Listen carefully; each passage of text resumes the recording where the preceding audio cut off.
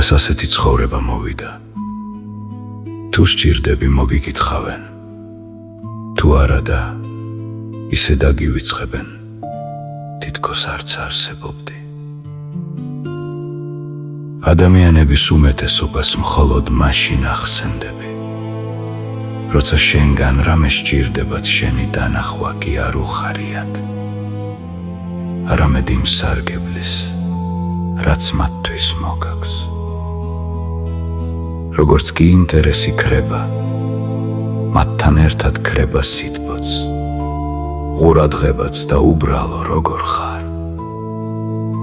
გულდა საწყვეტია, მაგრამ ფაქტია, დღეს ურთიერთობებს ხშირად მხოლოდ საჭიროება და ინტერესი მართავს.